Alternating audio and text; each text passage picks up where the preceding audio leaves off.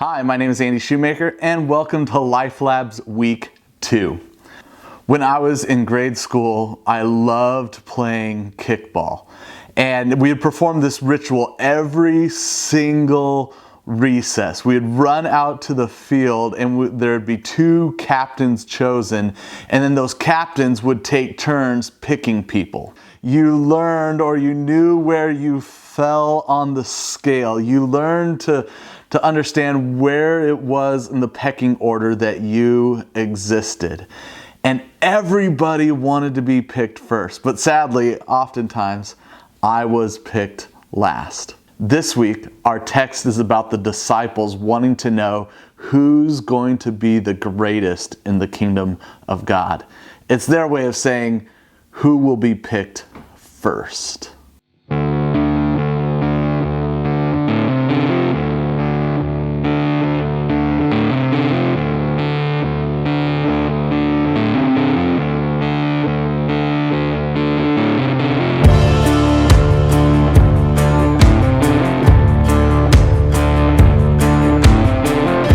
Jesus has been talking about this kingdom, and this kingdom is going to look a lot different than what people think it's going to look like. You see, the disciples imagine that the power structures and hierarchy that exists in their world will function the same way in the kingdom of God. See, Jesus says, if you don't turn your lives around, if you don't become like one of these kids that was gathered around them, he says that you won't be able to enter the kingdom of heaven. You see, children in this culture were at the very low end of the hierarchy. See, Jesus says in the kingdom of heaven, people won't be searching to be the greatest. They won't be searching to be first, but they will actually humble themselves. Jesus tells them, whoever welcomes in a child in my name is welcoming in me.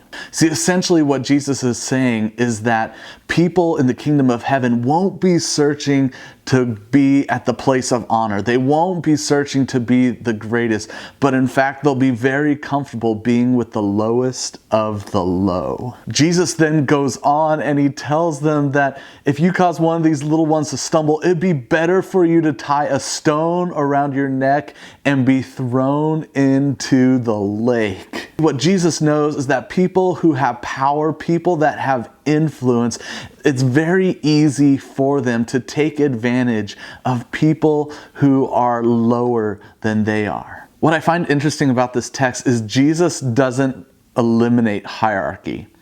He doesn't get rid of it. In fact, what he does is he addresses our hearts. He addresses where our motivation is. Where do we desire? Where do we want to fit in? See, we want to be picked first on the kickball team because we want to be seen by our peers. We want to be seen by people and respected, and we want people to see us in that place of honor. This week in our groups, we're going to be looking at what is it that motivates us? What is it that drives our desires? And we're going to look at how do we get rid of those parts of our lives that are causing us to stumble.